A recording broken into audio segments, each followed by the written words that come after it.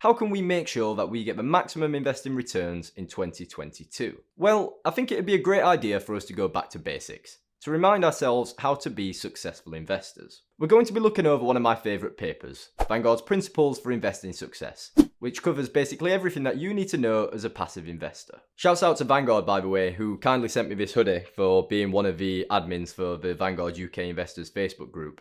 Remember that video that I made a couple of weeks ago talking about the big problem with Vanguard UK? Forget about it, I was only kidding. Anyways, somewhere in this document could lie the secret to us getting the best returns in 2022. So let's get straight into it. An obvious place to start on our journey of finding the best returns is thinking about where to invest. What market sector or geographical region has the most potential, so that we can invest in the relevant fund to get the maximum returns? A good place to start for most people is Morningstar.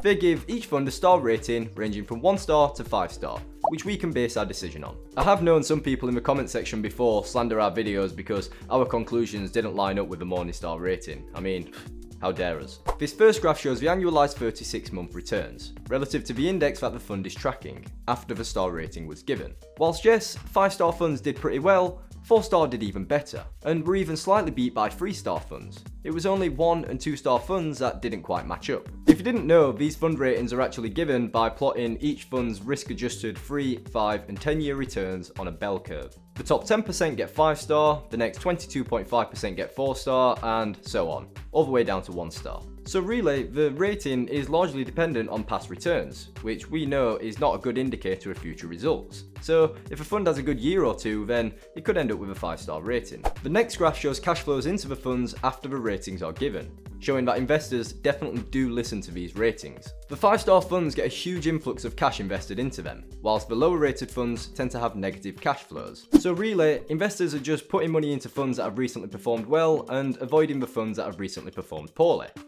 Let's see how this works out for them. This graph shows the equity returns in blue and cash flows into funds in red for all US domiciled mutual funds and ETFs. On many occasions, the cash flows are just one step behind the returns, but you can see how this plays out. From 2007 to 2009, equities steadily crashed, and the cash flows generally followed as they became negative. But this was followed by a huge spike in returns in 2010 that many investors missed out on. In reaction to this, cash flows suddenly spiked and just about turned positive, only to be followed by half a year of decreasing returns. Again, in 2014, equities steadily produced lower returns through to 2016, and the cash flows also followed. This meant that a huge number of investors missed out on the bull market that came right after. The cash flow was always too late. Instead of having a plan and sticking to it, investors were trying to react to the market and make active decisions. But maybe there is a way to make it work.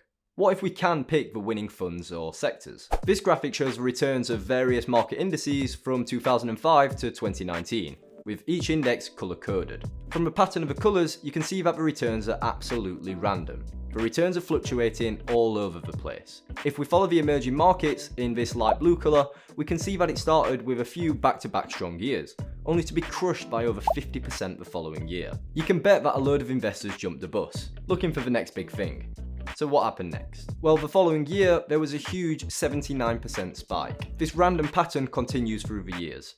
Trying to figure out the returns for any year is an absolute guessing game. But the key point is, if you take an average of all of these varying returns, the value is 12.5%, which over the years would be a massive return. This shows the importance of staying invested through thick and thin, and not trying to react to the markets. Perhaps what is even more important is that over the 15 years, there have been 6 different indices taking the top spot, and 6 different indices taking the bottom spot. Out of the 6 winners and losers, 4 of them showed up in both the top and bottom spots. This is exactly why diversification exists.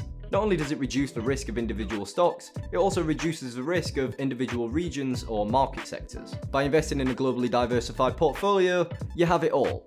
All of the winners and all of the losers. You're spreading out the risk across the entire globe. This graph shows the annualized returns for a range of countries from 1900 to 2020. Bear in mind that it is not inflation adjusted. In 1900, it would have been impossible to tell which country would come out on top. Investing in just one of them would have been extremely risky. What if you ended up choosing Austria and ended up with 4% returns per year before inflation for the next 100 years?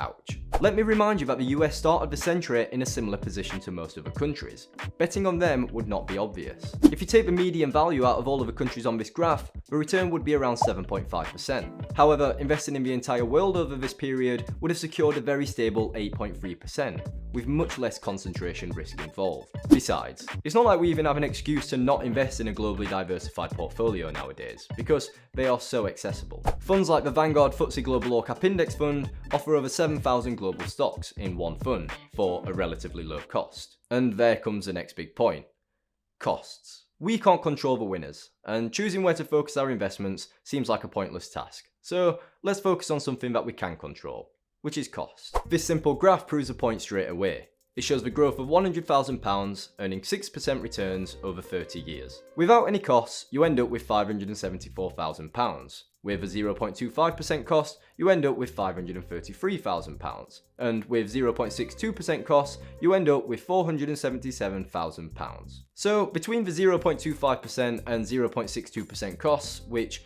almost seems like nothing, the difference is £56,000. 56 grand. Two funds investing in the exact same thing, different provider, 56 grand. Do I have to say anything else? This next graph does a great job of visualizing how it works. The right hand side bell curve shows the distribution of returns before costs are applied. The left hand side bell curve is the distribution of returns after costs have been accounted for. This is the curve that us investors actually lay on. For us to get as close to that right hand curve as possible, we need to make sure that our fees are as low as possible. Many platforms are actually just ripping us off. Whether it be transaction costs, platform fees or fund fees, the power is in our hands. But yeah, I get it. Sometimes it's worth paying more fees for different funds because you're getting more bang for your buck. Sometimes expensive funds are better. Well, to that, I say bollocks. This graph shows how fund returns vary across different asset classes, with red showing the medium fund in the lowest cost quartile and grey showing the medium fund in the highest. In every single case, the lowest cost fund wins. There is no extra value being added by the more expensive funds. Costs matter, a whole lot more than we think. So we should be doing everything that we can to get our costs as low as possible. So we know that investing in a diversified portfolio with low costs works. Well, if only it were that easy. The next thing that we need to master as investors, which is the hardest thing out of them all, is to do nothing. It is so easy to watch as new things pop up.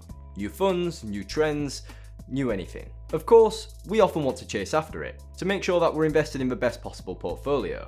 But the results are often not that good. This graphic is a great example of it, showing how the top performing stock funds of 2014 fared after 5 years. Whilst yes, around 20% of them remained at the top, 24% of them merged or liquidated. A further 28% fell to the second to bottom and bottom quintile. The thing is, we don't often see this side of the story.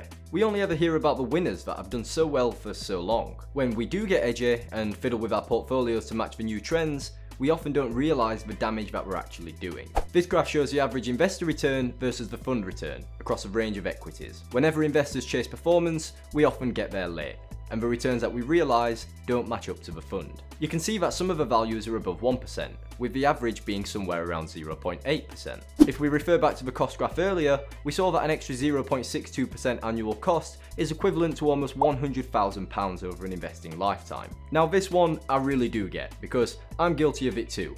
We all want the perfect portfolio. We want everything to be optimised just so we're squeezing out every little bit of returns that we can get. But unfortunately, this is where we hurt ourselves. By tinkering with our portfolios and investing in new funds, we end up racking up a lot of fees, which eats into our returns. It is much more important to stay true to our goals, pick a portfolio and stick with it. There is no point in making insignificant changes along the way. So delete your financial news apps, leave the investing groups on social media, and you should probably even unsubscribe to my channel. Seeing little bits of information popping up all the time is going to plant seeds of doubt into your brain. And before you know it, you're going to want to fiddle with your portfolio because you're not going to believe in it anymore. I mean, hands up, I probably contribute to that too. But please, let me explain myself. Imagine being me. I have to think up new content every single week. New ideas, new videos, new information. It's a load of rubbish. The only useful information that I can tell you is to invest in a diversified portfolio that suits your risk profile, make sure it's low cost, set up a direct debit, automate the process, invest every month, and that's it. Job done. I'm out of here. But seriously, it's called passive investing for a reason. Half of the stuff that I talk about on this channel is irrelevant. This is the basic message that I want to get across. Vanguard suggests that instead of wasting your time worrying about your portfolio or the latest trends, you actually spend your time focusing on things that can actually make a difference. This graph shows how the savings rate affects returns, with the solid lines assuming an 8% return and the dotted lines assuming a 4% return. In the orange lines, the saving rate remains constant. In the grey, the savings rate increases by 5% each year, and in the red, it increases by 10%. The more money you save, the quicker you will reach your goals. It is that simple. The effect is exponential. What I find interesting is that for the orange line with no savings increase, the difference between 8% and 4% returns is huge. A successful retirement would depend on the 8% returns. But when you compare it to the red lines with 10% increased savings each year, you actually don't have to depend on 8% returns, because even with 4%, the results are fantastic. So, assuming that you have your goals laid out with a low-cost, diversified portfolio selected, the biggest thing standing between you and a successful future is yourself. Stop worrying about chasing the best funds or best returns. Focus on what is most important: passive, diversified, low-cost, consistent investing. After that, you just have to win the psychological battle with yourself. That's how you will get the maximum investing returns in 2022. Now, if you want to get started on the right path but don't have a portfolio in mind, we've got you covered with this video here, where we built Vanguard's best global portfolio. And with that, I'll see you later. Thanks for watching.